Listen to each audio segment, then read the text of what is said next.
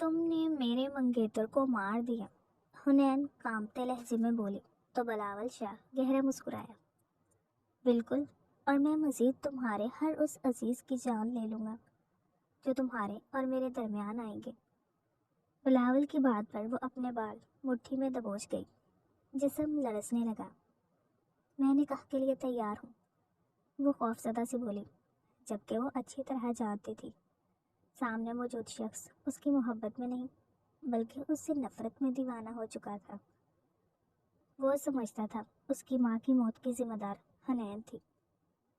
کچھ دیر بعد دونوں کا نکاح ہوا اور پھر اگلے لمحے ہی بلاول نے اپنے رات کا وقت تھا، گاڑی میں دھیمی آواز میں موسیقی چل رہی تھی۔ سلمان مستعدی سے گاڑی ڈرائیو کر رہا تھا، جبکہ فرنٹ سیٹ پر حنین کھڑکی سے باہر دیکھ رہی تھی۔ دونوں کے درمیان فی الحال خاموشی تھی، جسے بالآخر حنین نے ہی توڑا۔ اچھا ٹھیک ہے، مان لی تمہاری بات، میں کل تمہارے ساتھ تمہارے دوست کی برتھ ڈے پر چلوں گی۔ اب تو اپنا موڈ ٹھیک کر لو نا۔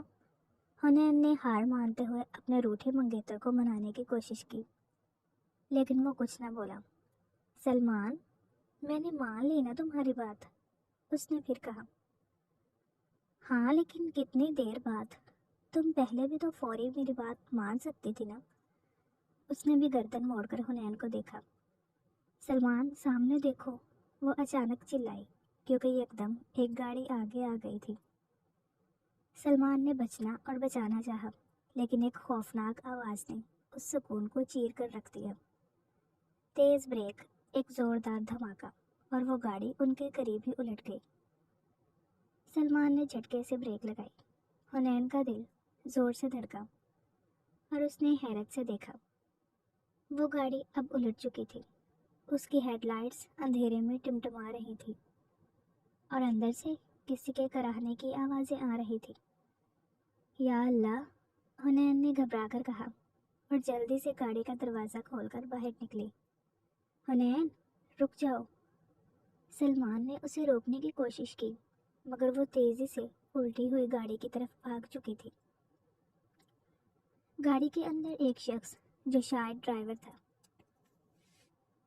اسٹیئرنگ پر جھکا ہوا تھا، اس کی پیشانی سے خون بہہ رہا تھا۔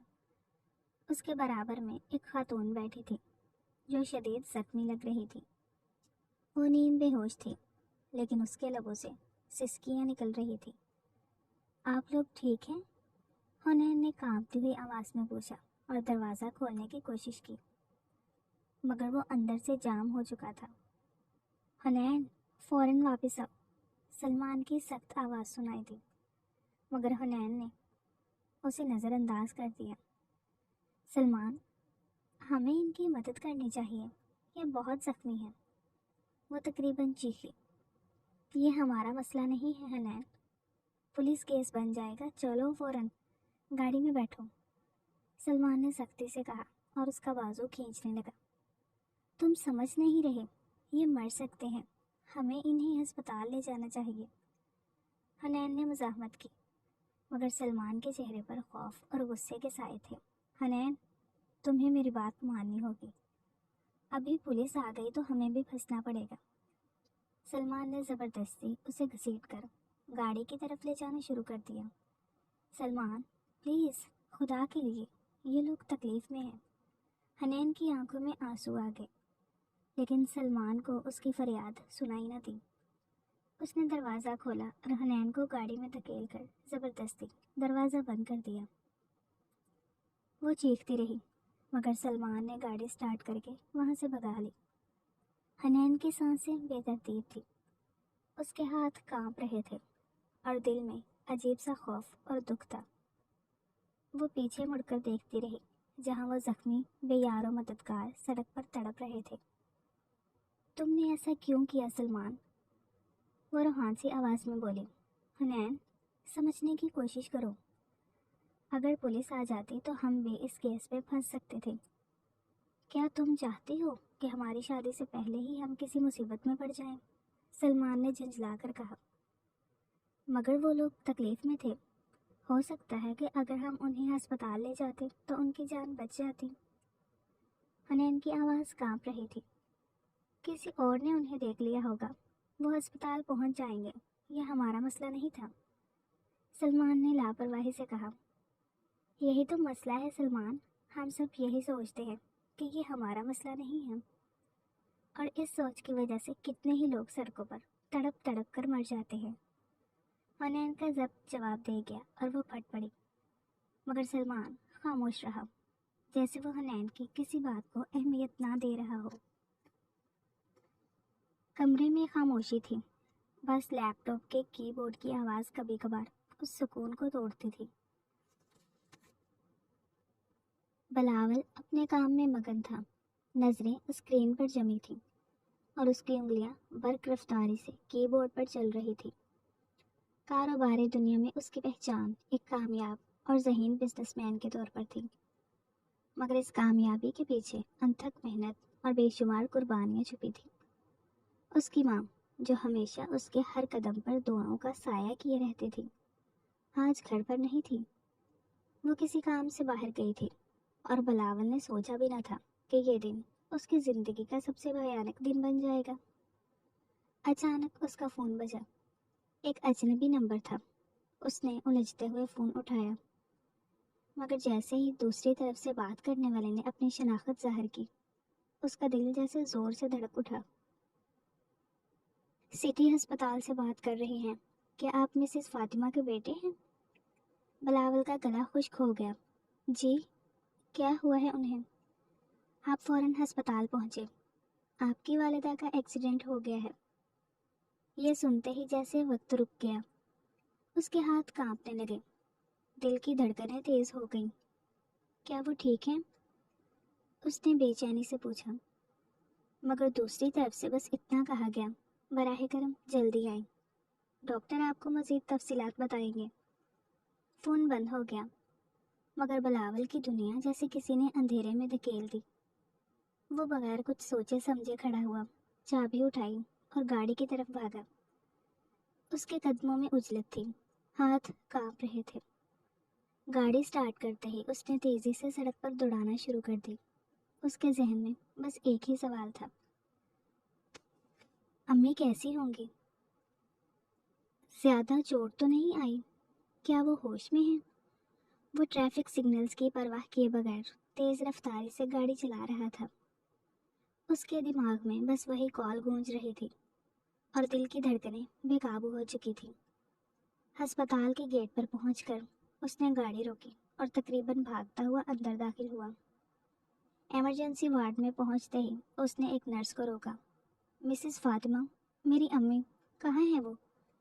نرس نے ایک نظر اس کے چہرے پر ڈالی، جس پر بے چینی اور خوف کے آثار واضح تھے، پھر نظریں چرا لیں۔ آپ پلیز یہاں انتظار کریں، ڈاکٹر آپ کو تفصیلات بتا دیں گے۔ لیکن وہ کیسی ہیں؟ وہ ہوش میں ہیں؟ بلاول نے بے صبری سے پوچھا۔ نرس نے کوئی تسلی بخش جواب نہ دیا اور تیزی سے اندر چلی گئی۔ بلاول نے بے چینی سے ارد گرد دیکھا، ہر طرف ایمرجنسی میں آئی مریض، چیخو پکار، دوڑتے بھاگتے ڈاکٹرز اور تیماردار، مگر اس کی نظریں بس آپریشن تھیٹر کے دروازے پر ٹکی تھی۔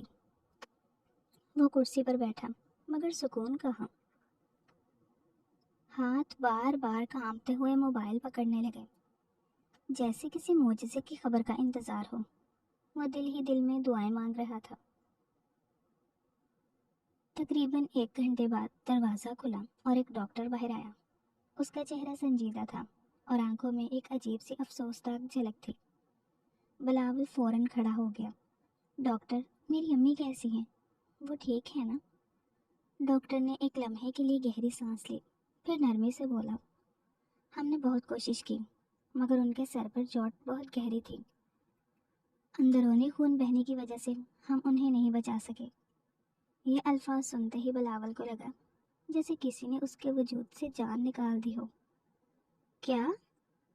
اس کے لب کب کبائے، آنکھیں حیرت سے پھیل گئی۔ ہم معذرت خواہ ہیں، ڈاکٹر نے افسوس سے کہا اور آگے بڑھ گیا، مگر بلاول کی دنیا وہیں رک گئی۔ اس کے قدموں میں سکت نہ رہی اور وہ دھڑام سے کرسی پر بیٹھ گیا۔ آنکھیں ویران ہو چکی تھیں، چہرے پر ہوائیاں اڑ رہی تھیں اور سانسیں بے ترتیب تھیں۔ امی، لبوں سے بس یہی ایک لفظ نکلا اور آنسو خود بخود گالوں پر لڑک گئے۔ بلاول کے گھر میں ایک عجیب سی ویرانی تھی، وہی عالیشان محل نما حویلی جہاں کبھی ہنسی کی گونج سنائی دیتی تھی، اب سوگوار خاموشی میں ڈوبی ہوئی تھی۔ ماں کے انتقال کو کئی دن گزر چکے تھے، مگر غم کا بوجھ ہلکا ہونے کی بجائے مزید بھاری ہوتا جا رہا تھا۔ گھر میں آنے والے مہمان تعزیت کے الفاظ کہہ کر چلے جاتے، مگر بلاول کے لیے یہ سب رسمی جملے بے معنی ہو چکے تھے۔ وہ جب بھی کسی کو اپنی ماں کے بارے میں بات کرتے سنتا، اس کا دل جیسے چھلنی ہو جاتا۔ آنکھیں بند کرتا تو ماں کا مسکراتا چہرہ، اس کی محبت بھری دعائیں، اس کی نرم سرگوشیاں یاد آتیں، اور وہ بے اختیار اپنی سانسوں میں درد محسوس کرتا۔ بلاول کا زیادہ وقت ماں کے کمرے میں گزرتا۔ وہ اس کے بستر پر بیٹھ کر تکیے کو سینے سے لگا لیتا، جیسے اس کی خوشبو محسوس کر رہا ہو۔ وہ الماری کھول کر ان کے کپڑوں کو چھوتا، پرانی تصویروں کو دیکھتا اور سوچتا، کاش میں اس دن کچھ کر سکتا، کاش میں انہیں بچا سکتا۔ ایک دن وہ اپنی ماں کی تصویر کے سامنے بیٹھا تھا، آنکھوں میں آنسو تھے اور دل میں عجیب سا اضطراب۔ اچانک اس کے دماغ میں ایک سوال گونجا، آخر یہ حادثہ ہوا کیسے؟ یہ سوچ اس کے ذہن میں طوفان کی طرح چکرانے لگی۔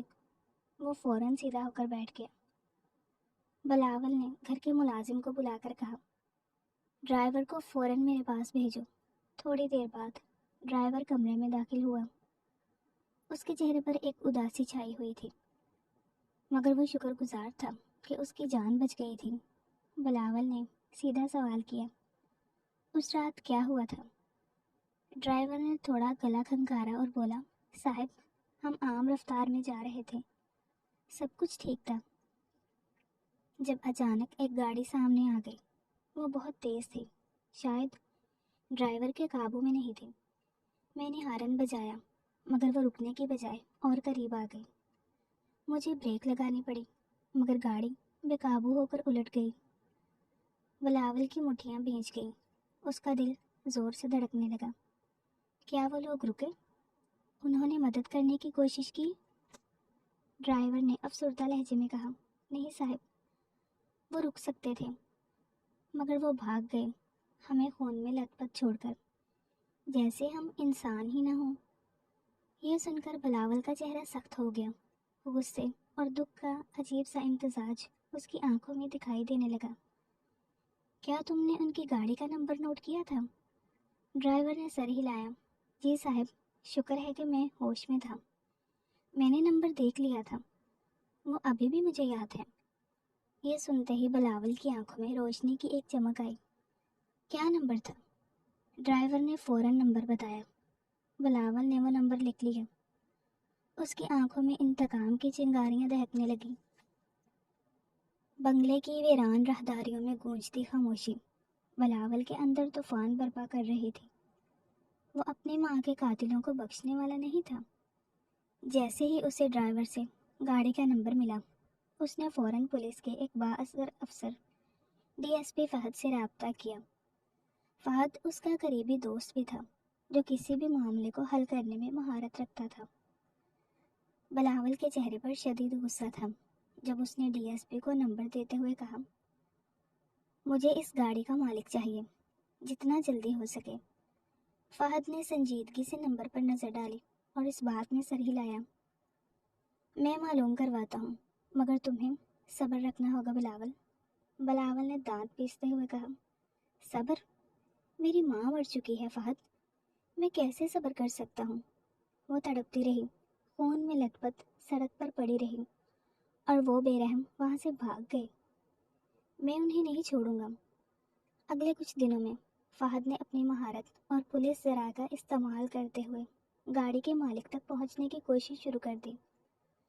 مختلف ریکارڈز کھنگالے گئے اور شہر بھر میں گاڑی کی تفصیلات نکلوائی گئیں۔ بلاول بے صبری سے ہر لمحہ انتظار کر رہا تھا۔ ہر گزرتے دن کے ساتھ اس کے اندر کی بے قراری بڑھ رہی تھی۔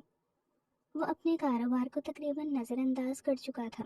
اس کے دن اور راتیں ایک ہی سوال کے گرد گھوم رہی تھی، آخر وہ قاتل کون ہے؟ آج انتظار ختم ہوا۔ بلاول کے فون کی گھنٹی بجی۔ ڈی ایس پی فہد کا نمبر تھا۔ بلاول نے جھٹ سے فون اٹھایا۔ کیا پتہ چلا؟ اس کی آواز میں سختی تھی۔ دوسری طرف فہد کی آواز سنجیدہ تھی۔ گاڑی کا مالک مل گیا ہے بلاول۔ یہ گاڑی ایک لڑکی کی ہے، حنین ملک۔ کون ہے یہ؟ کہاں رہتی ہے؟ ابھی مزید تفصیلات اکٹھی کر رہا ہوں، پھر تمہیں بتاتا ہوں۔ بلاول کی مٹھیاں بھیج گئیں، آنکھوں میں ایک تیز چمک ابھری۔ بلاول نے فون بند کیا اور گہری سانس لی۔ اس کا دماغ اب مکمل طور پر ایک ہی سمت میں جا رہا تھا، حنین ملک۔ تو یہ ہے وہ بے رحم لڑکی۔ وہ تصور کرنے لگا کہ کیسے وہ لوگ حادثے کے بعد وہاں سے بھاگ گئے تھے۔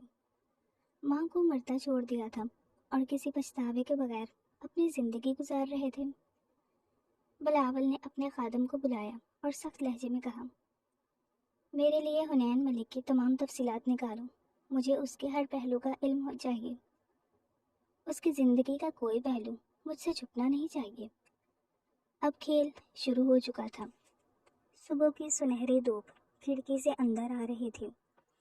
نرمی سے پردوں پر پڑتی کرنیں ہلکی ہوا میں لہرا رہی تھی۔ حنین آنکھیں ملتی ہوئی بستر سے نکلی اور ہلکی سی انگڑائی لی۔ آج بھی ایک خوشگوار دن تھا، مگر اس کے دل میں کہیں ایک ہلکی سی بے چینی تھی۔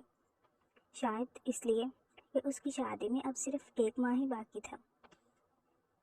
جب وہ اپنے نرم گلابی چپل پہنتے ہوئے نیچے آئی تو ڈائننگ ٹیبل پر ہمیشہ کی طرح ایک پرفیکٹ ناشتہ اس کا انتظار کر رہا تھا۔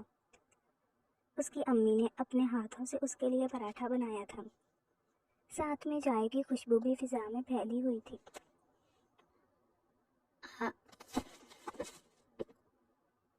آ گئی میری شہزادی، اس کے والد نے خوش دلی سے کہا، مگر ان کی آنکھوں میں ایک انکہی داستان جھلک رہی تھی۔ حنین مسکراتی ہوئی ان کے پاس جا بیٹھی۔ ابو کیا ہوا؟ ایسے کیوں دیکھ رہے ہیں؟ انہوں نے ایک گہرا سانس لیا اور چائے کی چسکی لی۔ بیٹا، وقت کتنی جلدی گزر جاتا ہے نا۔ کل ہی کی بات لگتی ہے جب تم چھوٹی سی تھی، میرے کندھے پر بیٹھ کر ضد کرتی تھی کہ مجھے جھولے پر بٹھا دیں، اور اب تم شادی کر کے اپنے گھر کی ہو جاؤ گی۔ حنین کو ان کی اداسی نے تھوڑا جذباتی کر دیا۔ وہ ان کے کندھے سے لگ گئی۔ ابو، میں کہیں نہیں جا رہی۔ یہ گھر، یہ سب کچھ، آپ اور امی، سب ہمیشہ میرے دل کے قریب رہیں گے، اور میں روز آپ کو کال کروں گی، روز آؤں گی ملنے۔ ان کے ہونٹوں پر دھیمی سی مسکراہٹ آ گئی، مگر آنکھیں اب بھی نمی سے بھری تھی۔ بیٹیوں کو تو ایک دن جانا ہی ہوتا ہے نا، مگر بیٹیاں ہمیشہ اپنے والدین کی رہتی ہیں، چاہے وہ کہیں بھی چلی جائیں۔ حنین نے ان کا ہاتھ تھام کر تسلی دی، اور امی نے بھی مسکراتے ہوئے ان کی پلیٹ میں پراٹھے کا ایک ٹکڑا رکھا۔ اچھا بس کریں ابو، یہ ناشتے کا وقت ہے، اداسی کا نہیں، وہ شرارت سے بولی اور سب کا موڈ ہلکا کر دیا۔ ناشتہ ختم کر کے حنین کمرے میں آئی، اپنے فون کی طرف ہاتھ بڑھایا اور سلمان کا نمبر ملایا۔ ہیلو سلمان۔ محترمہ، آپ کو یاد بھی آ گیا کہ آپ کا ایک منگیتر بھی ہے۔ دوسری طرف سے سلمان کی ناراضگی بھری مگر شرارتی آواز آئی۔ حنین ہنس دی۔ جی یاد ہے، تبھی تو کال کی ہے۔ اچھا، مجھے تو لگا تم شادی کی تیاریوں میں اتنی مصروف ہو کہ میرا نام بھی بھول چکی ہوگی۔ سلمان نے مزاحیہ انداز میں کہا۔ واہ، کیا بات ہے! اگر میں مصروف ہوتی تو تمہیں کال ہی نہ کرتی، اور ویسے بھی شادی کی تیاری تو تمہیں بھی کرنی ہے نا؟ بالکل کرنی ہے، اور اسی لیے تو کہہ رہا ہوں کہ آج شاپنگ پر چلتے ہیں۔ اچھا، تو اب تم نے فیصلہ بھی کر لیا، مجھ سے پوچھنا ضروری نہیں سمجھا؟ حنین نے مصنوعی ناراضگی سے کہا۔ ارے یار، میرا حق بنتا ہے، شادی میری بھی تو ہو رہی ہے، سلمان نے کہا لگایا۔ اچھا، زیادہ خوش مت ہو، بتاؤ کہاں جانا ہے؟ جہاں تم کہو، لیکن میں نے سوچا ہے کہ پہلے کپڑوں کی شاپنگ کریں، پھر جوتے، اور آخر میں کھانے پر چلیں گے۔ ہاں، کھانے کا پلان تم کبھی نہیں بھول سکتے۔ بالکل نہیں، اور اس بار میں خود ڈرائیو کروں گا۔ اوہ، تو تم نے کار چلانا سیکھ لیا، کہیں پھر سے کسی گاڑی والے سے ٹکر مت مار دینا۔ حنین نے اسے چھیڑنے والے انداز میں کہا۔ اف، وہ ایک بار کیا ہوا تم ہر بار یاد دلاتی ہو، سلمان نے بے بسی سے کہا۔ چلو چلو تیار ہو کر آؤ، میں بھی نکلتی ہوں۔ حنین نے ہنستے ہوئے کال بند کر دی اور تیار ہونے کے لیے ایک طرف بڑھ گئی۔ کمرے میں گہری خاموشی تھی۔ کرسی پر بلاول بے حد سنجیدگی سے بیٹھا تھا۔ اس کی نظریں میز پر رکھی فائل پر جمی تھیں، مگر ذہن کہیں اور بھٹک رہا تھا۔ دھیرے سے دروازہ کھلا اور اس کا خاص ملازم رشید اندر داخل ہوا۔ درمیانی عمر کا آدمی جس کی آنکھوں میں ایک نوکرانہ فرما برداری تھی، مگر انداز ایسا تھا جیسے کئی رازوں کا امین ہو۔ وہ مؤدب انداز میں آگے بڑھا اور تھوڑے فاصلے پر کھڑا ہو گیا۔ بلاول نے کرسی سے ہلکا سا جھک کر نظر اٹھائی اور اس کی سمت دیکھا۔ وہ خاموش تھا، مگر اس کی آنکھوں میں بے چینی تھی۔ رشید سنجیدہ لہجے میں گویا ہوا۔ جو معلومات آپ نے حاصل کرنے کا حکم دیا تھا وہ میں لے آیا ہوں سر۔ بلاول نے ایک نظر فائل پر ڈالی اور پھر رشید کی طرف اشارہ کیا کہ وہ بولتا رہے۔ حنین ملک اپنے والدین کی اکلوتی لاڈلی بیٹی ہے۔ اس کا تعلق ایک معزز اور مستحکم خاندان سے ہے۔ بلاول نے گہری سانس لی اور ہونٹ بھینچ لیے۔ رشید نے بات جاری رکھی۔ حنین اگلے ماہ شادی کر رہی ہے۔ اس کا منگیتر سلمان ایک اچھی فیملی سے ہے۔ دونوں کے رشتے کا اعلان مہینوں پہلے ہو چکا ہے۔ وہ دونوں ایک دوسرے کو کافی عرصے سے جانتے ہیں اور حنین سلمان سے خوش بھی لگتی ہے۔ رشید نے محتاط نظر سے بلاول کو دیکھا، جو اب بھی خاموشی سے سنتا جا رہا تھا۔ اس کے چہرے پر کوئی واضح رد عمل نہیں تھا، مگر آنکھوں کی چمک میں ایک انجانی شدت تھی۔ حنین کا زیادہ وقت اپنے گھر والوں کے ساتھ گزرتا ہے۔ وہ کسی حد تک روایتی خیالات رکھتی ہے، مگر خود مختار بھی ہے۔ بلاول نے آہستہ سے انگلیاں میز پر بجائیں اور دھیرے سے سر جھکا لیا۔ پھر اچانک وہ سیدھا ہو کر بیٹھ گیا۔ مزید؟ اس نے مختصر الفاظ میں سوال کیا۔ رشید مزید اعتماد سے بولا۔ اس کی روزمرہ کی سرگرمیاں عام سی ہیں، زیادہ تر وقت گھر پر گزارتی ہے۔ سلمان سے روز فون پر بات ہوتی ہے اور وہ اکثر شادی کی تیاریوں پر گفتگو کرتے ہیں۔ آج بھی دونوں نے خریداری کے لیے جانے کا ارادہ کیا ہے۔ بلاول نے ایک لمحے کے لیے اپنی آنکھیں بند کر لیں، جیسے وہ تمام معلومات اپنے دماغ میں جذب کر رہا ہو۔ رشید رک گیا، جانتا تھا کہ مزید کچھ بولنے سے پہلے اسے بلاول کے رد عمل کا انتظار کرنا چاہیے۔ کمرے میں ایک بار پھر خاموشی چھا گئی۔ گھڑی کی ٹک ٹک واضح سنائی دے رہی تھی۔ چند لمحوں بعد بلاول نے آنکھیں کھولی اور میز پر دھیرے سے انگلی پھیرتے ہوئے رشید کی طرف دیکھا۔ وہ خوش ہے؟ یہ سوال غیر متوقع تھا۔ رشید چند سیکنڈ کے لیے رکا، پھر محتاط لہجے میں بولا، جی سر، خوش ہی لگتی ہے۔ بلاول کے ہونٹوں پر ایک عجیب سی مسکراہٹ ابھری، مگر اس کی آنکھوں میں ایک الگ ہی کہانی تھی۔ وہ کرسی پر جھک کر آگے آیا، کوہنی میز پر رکھی اور انگلیوں کو آپس میں جوڑ کر سوچنے لگا۔ حنین، اس نے آہستہ سے نام دہرایا۔ رشید نے اس کے چہرے پر پھیلے تاثرات دیکھے۔ وہ جانتا تھا کہ بلاول جو بھی سوچ رہا ہے وہ معمولی نہیں ہوگا۔ مال کا اندرونی ماحول روشنیوں سے جگمگا رہا تھا۔ مختلف دکانوں میں چمچماتے ملبوسات، رنگ برنگی جیولری، قیمتی گھڑیاں اور برانڈڈ جوتے سجائے گئے تھے۔ جگہ جگہ خوشبوؤں کی مہک تھی اور خریداری میں مصروف لوگوں کی ہنسی، باتیں اور جوش و خروش کی آوازیں گونج رہی تھیں۔ حنین نے اپنے دوپٹے کو تھوڑا ٹھیک کیا اور سلمان کی طرف مڑی، جو بغور ایک مردانہ گھڑی کا جائزہ لے رہا تھا۔ سلمان، یہ زیادہ مہنگی نہیں؟ اس نے مسکراتے ہوئے کہا۔ سلمان نے گھڑی کو تھامے تھوڑا سا آنکھیں سکیڑی اور مزاحیہ انداز میں بولا، جب آپ نے پورا مال خریدنے کا ارادہ کر ہی لیا ہے تو یہ گھڑی بھی لے لیتے ہیں۔ آخر کو دلہا کو بھی کچھ خاص ملنا چاہیے، ہے نا؟ حنین نے ہنستے ہوئے اسے ہلکا سا کوہنی ماری۔ حد ہے، میں نے تو ابھی 2 ہی جوڑے لیے ہیں اور ایک پرس، تمہاری طرح ہر چیز مہنگی نہیں خریدی۔ سلمان نے ایک ادا سے کندھے اچکائے۔ شادی میں بس چند دن رہ گئے ہیں، अभी भी वक्त है, सोच लो, तुम मेरी आदतें बदल सकती हो। हुनैन ने मसनूई संजीदगी इख्तियार करते हुए उसे घूरा। मैं क्यों बदलूं? तुम ऐसे ही ठीक हो मिस्टर ब्रांडेड। दोनों हंस पड़े, जैसे दुनिया में कोई परेशानी ना हो। चंद घंटों की शॉपिंग के बाद उनके हाथों में कई थैले थे, जिनमें कपड़े, ज्वेलरी और दीगर ज़रूरी अशिया शामिल थी। वो मॉल से बाहर निकले तो रात का पहला पहर था। सड़क के किनारे कतार में खड़ी गाड़ियों की हेडलाइट्स दूर तक चमक रही थी।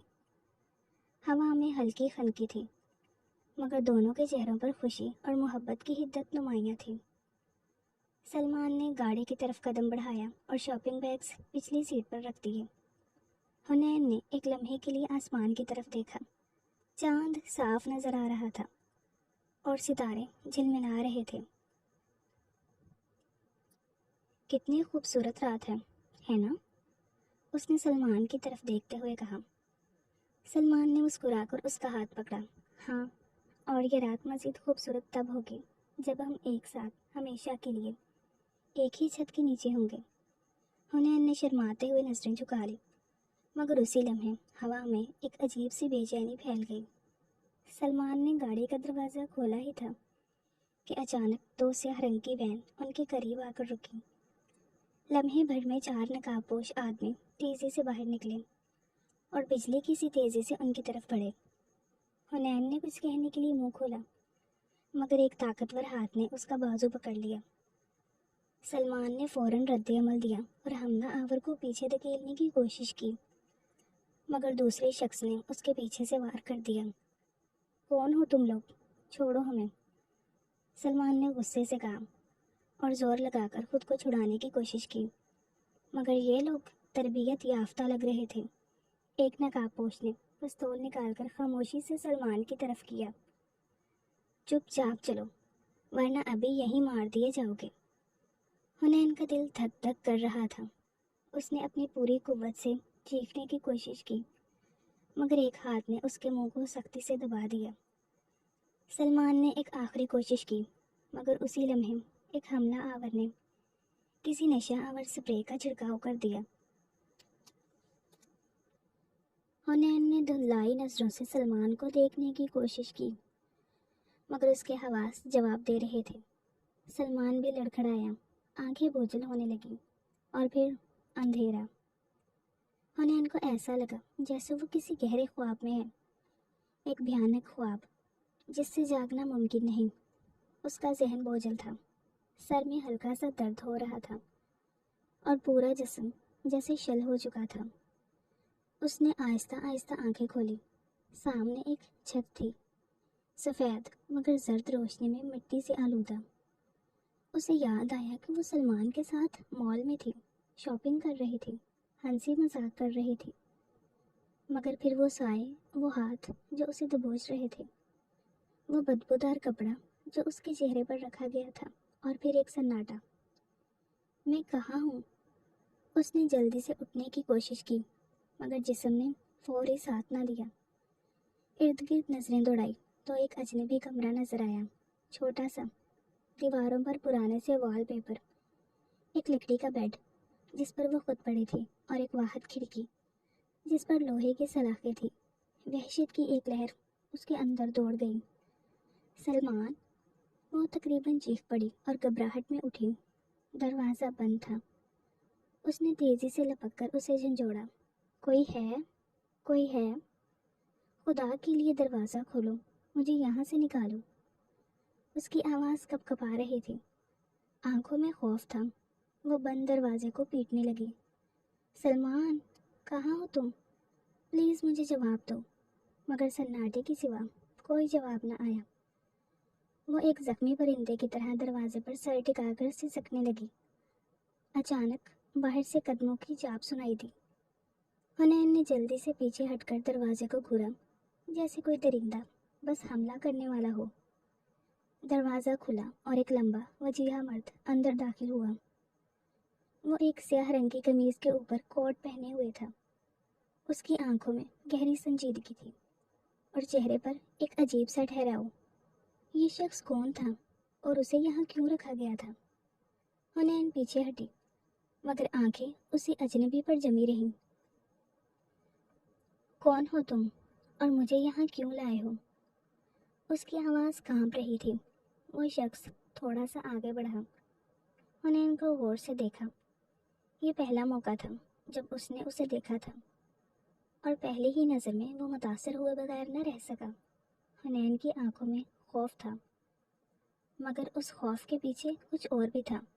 शायद बेबसी, शायद इल्तिजा। बिलावल ने एक गहरा सांस लिया और धीमे मगर सख्त लहजे में बोला, तुम्हें सज़ा देने के लिए। हुनैन का दिल एक पल के लिए रुक सा गया। सज़ा? किस बात की सज़ा? मैंने किया क्या है? बिलावल की आंखें तन गईं। तुम और तुम्हारा मंगेतर सलमान, तुम लोगों की वजह से मेरी माँ की मौत हुई। तुम लोगों ने अपनी गाड़ी से मेरी माँ की गाड़ी को टक्कर मारी और फिर मदद की बजाय वहाँ से भाग गए।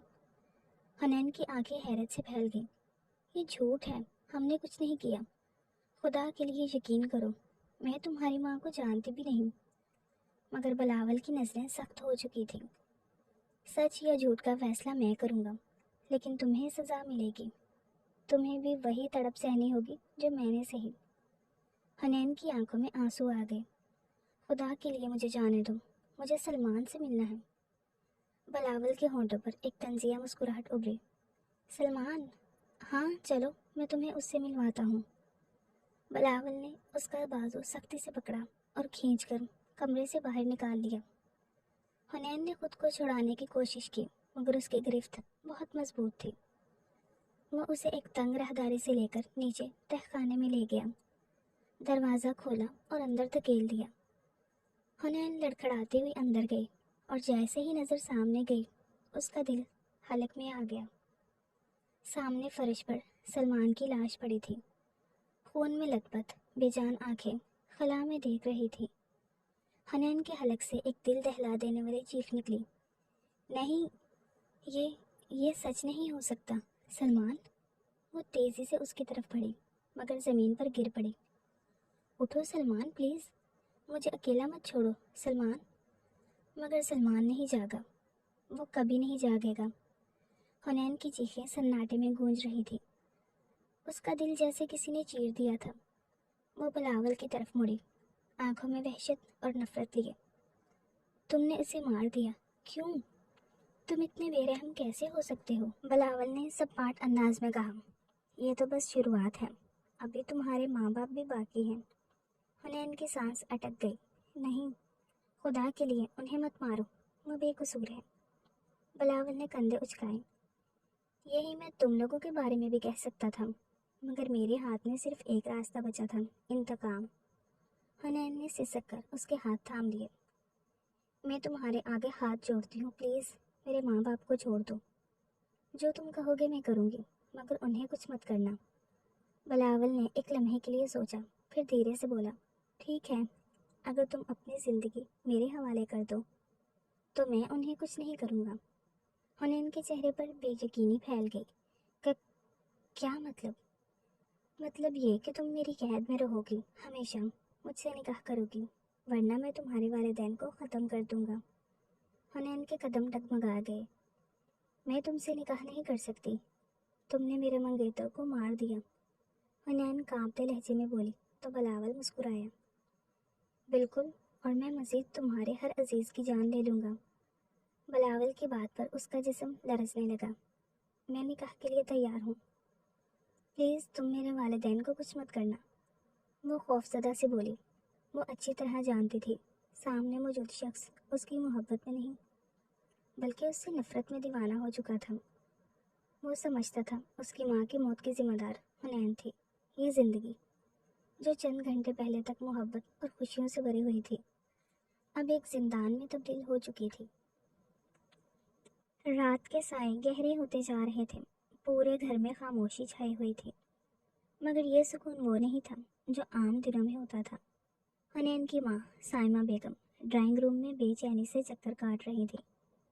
उनकी नज़रें बार बार दीवार पर लगी घड़ी पर जा ठहरती, जो अपनी सुइयां आगे बढ़ाते हुए वक्त के गुजरने की खबर दे रही थी। अब तक नहीं आई, इतनी देर तो कभी नहीं हुई। वो ज़ेरे लब बड़बड़ाई ان کا دل بے چینی سے دھڑک رہا تھا۔ حنین کے والد ناصر صاحب صوفے پر بیٹھے پریشان نظروں سے اپنی بیوی کو دیکھ رہے تھے۔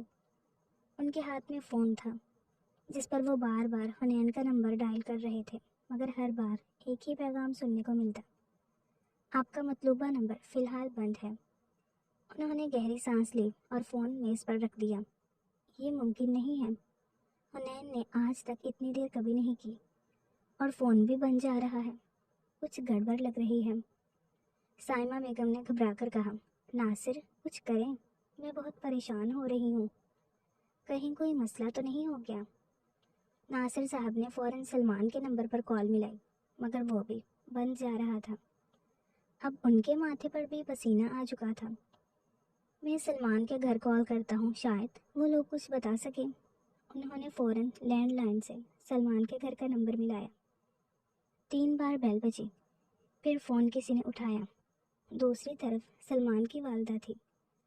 السلام علیکم، میں ناصر بات کر رہا ہوں، حنین کا والد۔ سلمان گھر پر ہیں؟ چند لمحے خاموشی رہی، پھر ایک فکر مند آواز آئی: نہیں، سلمان تو اب تک نہیں آیا۔ یہ سن کر ناصر صاحب کے چہرے کا رنگ اڑ گیا۔ کیا؟ ہاں، وہ شام کو حنین کے ساتھ شاپنگ کے لیے گیا تھا، لیکن ابھی تک واپس نہیں آیا، اور اس کا فون بھی بند جا رہا ہے۔ ناصر صاحب کی گرفت فون پر سخت ہو گئی۔ ان کا دل تیزی سے دھڑکنے لگا۔ ہمیں کچھ سمجھ نہیں آ رہا، حنین بھی لاپتہ ہے۔ دوسری طرف بھی سناٹا چھا گیا۔ یہ کیا کہہ رہے ہیں آپ؟ سلمان کی ماں کی آواز میں بھی گھبراہٹ تھی۔ ناصر صاحب نے گہری سانس لی اور کہا: لگتا ہے کچھ گڑبڑ ہو گئی ہے، میں فوراً آپ کے گھر آتا ہوں۔ یہ کہہ کر انہوں نے فون رکھ دیا اور فوراً اٹھ کھڑے ہوئے۔ سائمہ بیگم نے ان کی طرف دیکھا۔ ان کے چہرے پر گھبراہٹ نمایاں تھی۔ کیا ہوا؟ سلمان گھر پر ہے؟ ناصر صاحب نے نفی میں سر ہلایا۔ نہیں، وہ بھی لاپتہ ہے، ان کا فون بھی بند جا رہا ہے۔ یہ سنتے ہی سائمہ بیگم کے پیروں تلے زمین نکل گئی۔ یا اللہ، ہماری بچی کہاں چلی گئی؟ انہوں نے اپنے چہرے پر ہاتھ رکھ کر سسکنا شروع کر دیا۔ ناصر، کچھ کریں، کہیں کچھ ہو نہ گیا ہو۔ ناصر صاحب کے پیشانے پر پسینہ آ گیا۔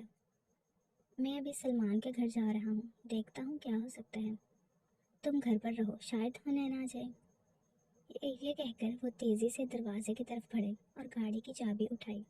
سلمان کے والدین بھی بے حد پریشان تھے۔ اس کی ماں رو رہی تھی، جبکہ اس کے والد بار بار فون پر کسی کو کال کرنے کی کوشش کر رہے تھے۔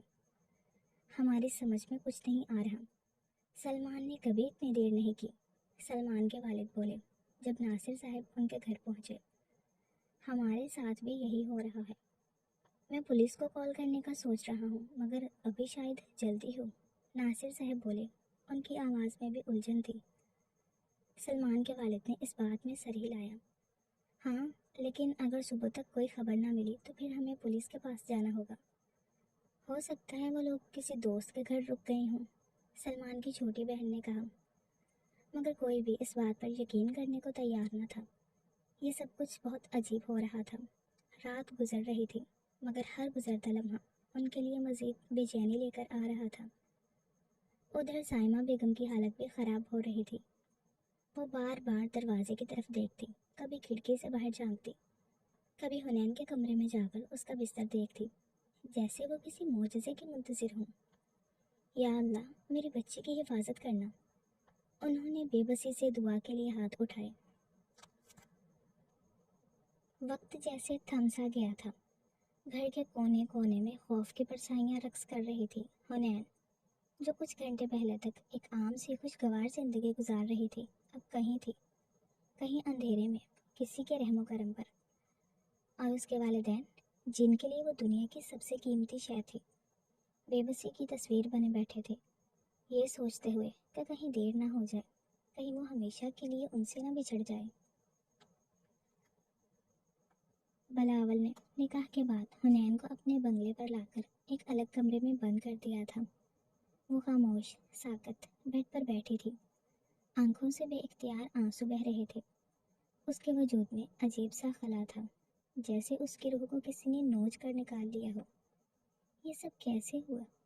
کل تک وہ اپنی زندگی کے سب سے حسین لمحے کا انتظار کر رہی تھی اور آج سب کچھ ختم ہو چکا تھا۔ سلمان، اس کا سلمان، جس کے ساتھ وہ زندگی گزارنے کے خواب دیکھ رہی تھی، وہ اب اس دنیا میں نہیں تھا۔ بلاول نے اس سے چھین لیا تھا۔ کمرے میں مکمل سناٹا تھا، صرف دیوار پر لگی گھڑی کی ٹک ٹک اور حنین کی سسکیاں اس خاموشی کو توڑ رہی تھی۔ وہ خود کو بے یار و مددگار محسوس کر رہی تھی، جیسے وہ دنیا میں تنہا رہ گئی ہو۔ دروازہ اچانک زور سے کھلا اور بلاول اندر داخل ہوا۔ اس کے چہرے پر سختی اور آنکھوں میں بے رحمی تھی۔ حنین نے فوراً سر اٹھایا اور خوف سے پیچھے ہٹ گئی۔ کیسا لگ رہا ہے تمہیں؟ بلاول نے زہر خند لہجے میں پوچھا۔ حنین نے کوئی جواب نہیں دیا، وہ بس خاموشی سے اسے دیکھتی رہی۔ تمہارے آنسو میرے لیے کوئی معنی نہیں رکھتے حنین، وہ تلخ لہجے میں بولا۔ تم نے میری ماں کو تکلیف دی، میں تمہیں چین سے جینے نہیں دوں گا۔ حنین کے آنسو اور تیزی سے بہنے لگے۔ میں نے کچھ نہیں کیا، میں بے قصور ہوں، میں نے کسی کو نقصان نہیں پہنچایا۔ بلاول کا چہرہ مزید سخت ہو گیا۔ وہ ایک جھٹکے سے آگے بڑھا اور اس کی کلائی پکڑ لی۔ بے قصور؟ اس نے دانت پیستے ہوئے کہا۔ تمہاری وجہ سے میری ماں مر گئی اور تم کہہ رہی ہو کہ تم بے قصور ہو؟ حنین درد سے کرہ گئی۔ خدا کے لیے مجھے چھوڑ دو، میں نے تمہارا کیا بگاڑا ہے؟ اب تم میری ملکیت ہو، بلاول نے غصے سے کہا، اور میں جو چاہوں گا وہی ہوگا۔ حنین نے التجا بھری نظروں سے اس کی طرف دیکھا، مگر بلاول کے چہرے پر کوئی نرمی نہیں آئی۔ بلاول نے یکدم اسے بیڈ پر دھکیلا اور اس پر چپ کیا۔ نہیں نہیں، پلیز ایسا مت کرو۔ اس کا ارادہ بھانپ کر وہ گھبرا گئی، لیکن بلاول نے اس کی ایک نہ سنی اور بے رحمی سے اپنا حق وصول کرتا چلا گیا، اور حنین روتی چلاتی تڑپ کر رہ گئی۔ سلمان اور حنین کی گمشدگی کو 24 گھنٹے سے زیادہ ہو چکے تھے، اور ان کے والدین کی بے چینی اب خوف میں بدل چکی تھی۔ ہر گزرتا لمحہ امید کو کمزور کر رہا تھا۔ فون مسلسل ملایا جا رہا تھا، ہر جان پہچان والے سے رابطہ کیا جا رہا تھا، مگر کوئی سرا ہاتھ نہ آیا۔ آخر کار دونوں خاندانوں نے پولیس میں رپورٹ درج کروا دی۔ ایس پی عرفان، جو ایک تجربہ کار اور سخت مزاج افسر تھا، اس کیس کی ذمہ داری سنبھال چکا تھا۔ یہ کوئی عام گمشدگی نہیں لگ رہی، 2 لوگ ایک ساتھ غائب ہو گئے اور ان کے فون بند جا رہے ہیں۔ عرفان نے اپنے ماتحتوں سے کہا، کسی واردات کا امکان زیادہ ہے، سب سے پہلے ان کی آخری لوکیشن ٹریس کرو۔ پولیس نے فوراً موبائل کمپنی سے ڈیٹا حاصل کیا۔ سلمان اور حنین کی آخری لوکیشن ایک شاپنگ مال کے قریب کی تھی۔ وہاں کی سی سی ٹی وی فوٹیج نکلوائی گئی اور جلد ہی پولیس کو ایک سراغ مل گیا۔ فوٹیج میں کچھ نقاب پوش افراد کو انہیں اغوا کرتے ہوئے دیکھا جا سکتا تھا۔ پولیس نے مزید تحقیقات کا آغاز کیا۔ جیو فینسنگ کے ذریعے اس علاقے میں موجود دیگر گاڑیوں کا ڈیٹا چیک کیا گیا۔ ایک مشکوک گاڑی کا نمبر ٹریس ہوا۔ اسی دوران ایک اور خوفناک خبر آ گئی۔ شہر کے ایک ویران علاقے میں سلمان کی لاش برآمد ہو چکی تھی۔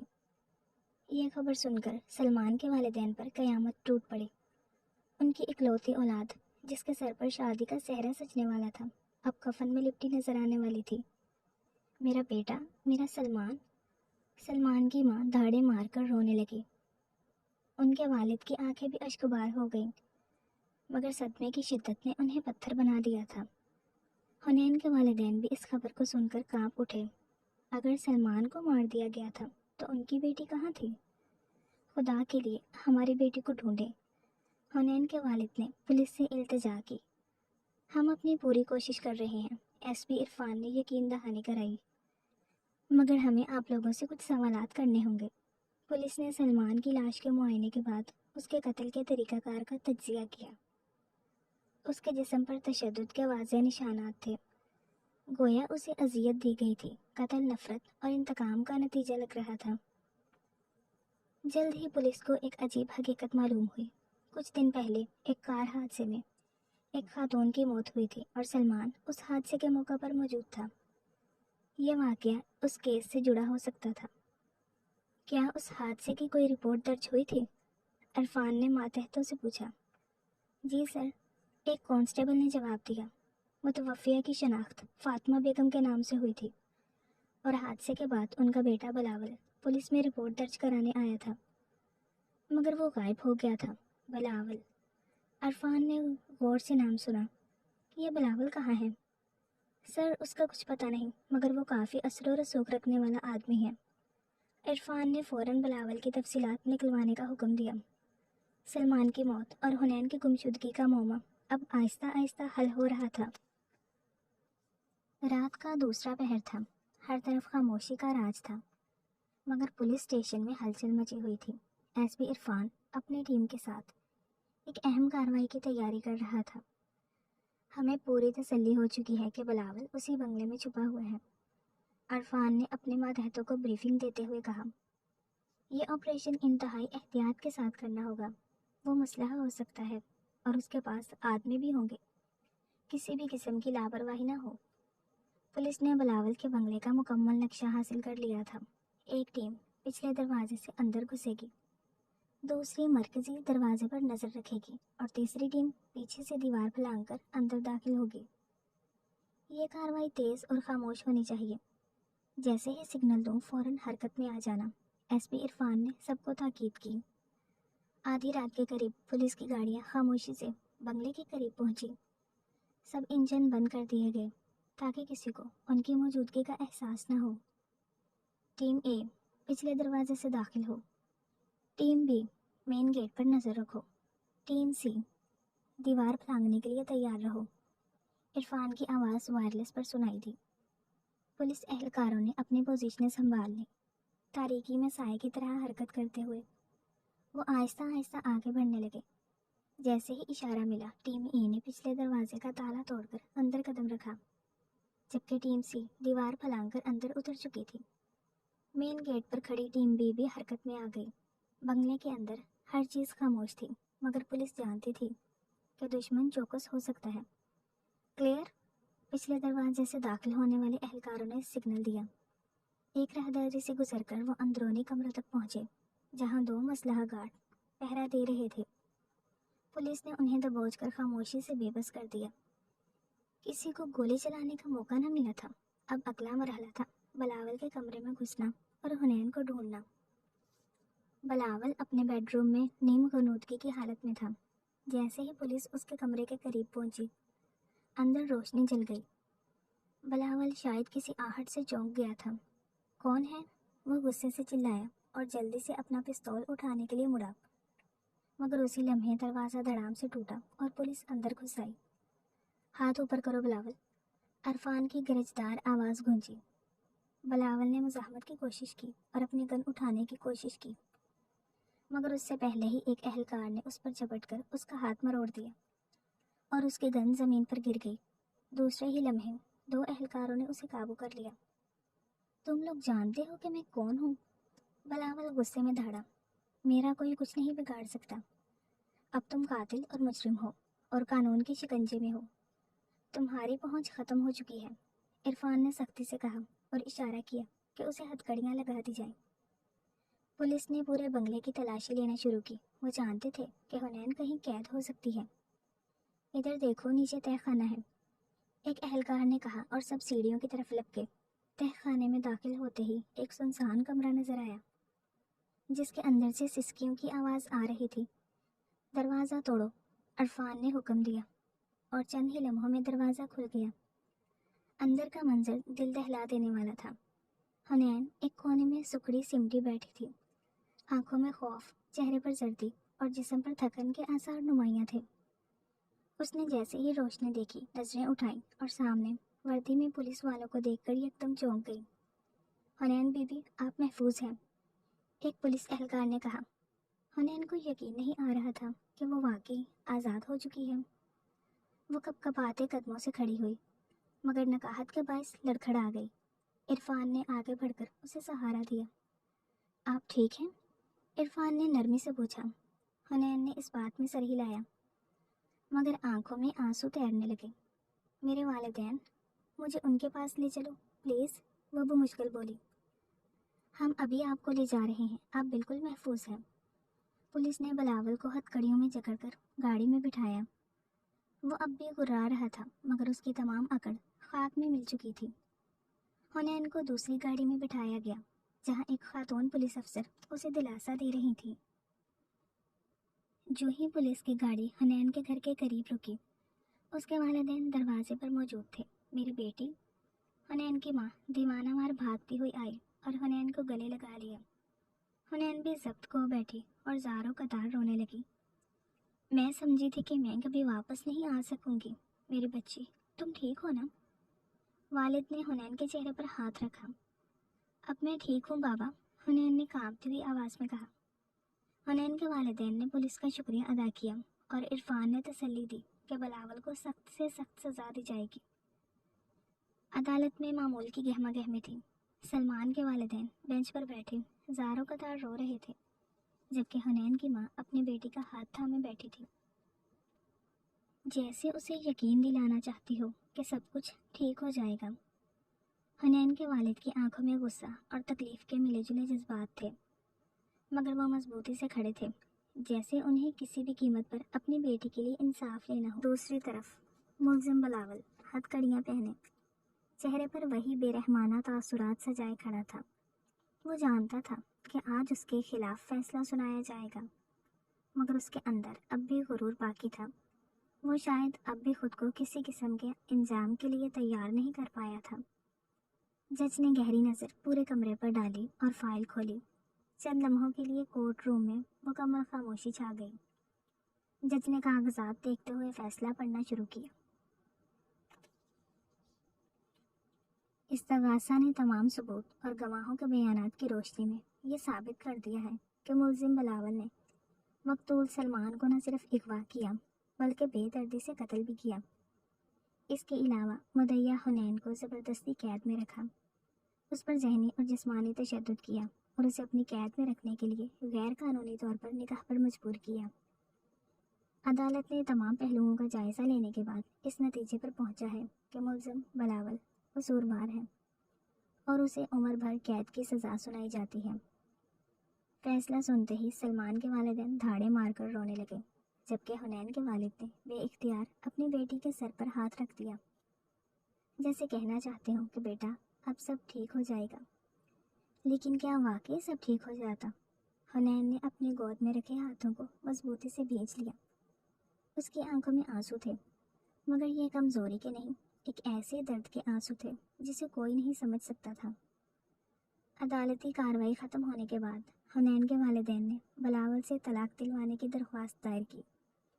کچھ دن بعد عدالت نے نکاح کو جبر اور زبردستی پر مبنی قرار دے کر اسے کالعدم قرار دے دیا۔ حنین آزاد ہو چکی تھی، مگر اس آزادی میں بھی زنجیریں تھیں، زنجیریں جو ذہن اور دل پر پڑی رہتی ہیں، جنہیں توڑنے میں وقت لگتا ہے۔ جب وہ عدالت سے باہر نکلی تو سورج کی روشنی نے اس کی آنکھوں کو چمدیا دیا۔ یہ روشنی اس کے لیے اجنبی سی لگ رہی تھی، جیسے وہ عرصے بعد کسی اندھیرے قید خانے سے باہر آئی ہو۔ گھر واپسی کے بعد حنین کے لیے سب کچھ ویسا نہیں تھا جیسا پہلے تھا۔ اس کے والدین نے بہت کوشش کی کہ وہ پہلے کی طرح ہنسنے لگے، مگر اس کی ہنسی کہیں کھو چکی تھی۔ سلمان کے بغیر وہ پہلی جیسی حنین نہیں رہی تھی۔ وہ اکثر راتوں کو جاگتی رہتی، خواب میں سلمان کی آواز سنتی، اس کا بے جان جسم اپنی آنکھوں کے سامنے دیکھتی اور پھر ہڑبڑا کر اٹھ جاتی۔ ہر روز اسے اپنے والدین کا چہرہ دیکھ کر ان کے دکھ کا احساس ہوتا۔ ان کی بیٹی زندہ تھی، مگر وہ پہلے جیسی نہیں رہی تھی۔ وہ باتوں میں الجھنے لگی۔ خاموشی اس کی سب سے بڑی ساتھی بن گئی۔ وہ جانتی تھی کہ اسے خود کو سنبھالنا ہوگا، مگر یہ کیسے ممکن تھا؟ کبھی کبھی وہ سوچتی اگر اس دن انہوں نے رک کر بلاول کی ماں کی مدد کی ہوتی تو شاید آج سب کچھ مختلف ہوتا۔ شاید سلمان آج زندہ ہوتا، شاید بلاول مجرم نہ بنتا، شاید وہ اپنی شادی کے دن خوشی سے سج سنور رہی ہوتی، شاید مگر وہ ایک چھوٹی سی لاپرواہی 3 زندگیاں تباہ کر گئی۔ جو سڑک پر ہوا حادثہ دیکھ اکثر لوگ کر جاتے ہیں کہ یہ ہمارا مسئلہ نہیں ہے۔ حنین جانتی تھی کہ اس کے زخم کبھی نہیں بھریں گے، مگر اس نے ایک فیصلہ کیا، وہ خود کو برباد نہیں کرے گی۔ وہ سلمان کی یاد کو اپنے اندر زندہ رکھے گی، مگر وہ جیے گی بھی۔ اس نے اپنی زندگی کو آگے بڑھانے کے لیے ایک مقصد چن لیا، دوسروں کو وہی غلطی دہرانے سے روکنا جو اس نے اور سلمان نے کی تھی۔ اس نے فیصلہ کیا کہ وہ سوشل ورک کرے گی، حادثات کے متاثرین کے لیے کام کرے گی، تاکہ آئندہ کوئی بلاول کی ماں جیسی عورت سڑک پر تڑپ کر نہ مرے، اور کوئی سلمان اور حنین جیسے نوجوان ایک لمحے کی لاپرواہی کے باعث اپنی زندگیاں برباد نہ کریں۔ حنین نے آئینے میں خود کو دیکھا، وہی چہرہ، مگر آنکھوں میں کچھ نیا تھا۔ درد تھا، مگر اس درد میں طاقت بھی تھی۔ زندگی رکتی نہیں، چاہے کتنا بڑا طوفان کیوں نہ آ جائے۔ کچھ زخم ہمیشہ ساتھ رہتے ہیں، مگر انسان کو ان زخموں کے ساتھ جینا سیکھنا پڑتا ہے۔ حنین نے ایک گہری سانس لی اور کھڑکی کے پردے ہٹا دیے۔ باہر روشنی تھی اور وہ جانتی تھی کہ اسے بھی اب اسی روشنی کی طرف بڑھنا تھا۔ ختم شد۔ ڈیئر ریڈرز اینڈ لسنرز، کیسا لگا آپ کو یہ مکمل ناول؟ کمنٹس میں ضرور بتائیے گا۔ ناول اچھا لگا ہو تو ویڈیو کو لائک کر دیں، دوستوں کے ساتھ شیئر کر دیں اور چینل کو سبسکرائب کر دیں تاکہ آنے والا ہر نیا ناول آپ تک پہنچتا رہے۔ کل ملتے ہیں کسی نئے ناول کے ساتھ، نئے کرداروں کے ساتھ۔ تب تک کے لیے اپنا خیال رکھیے گا۔ اللہ حافظ۔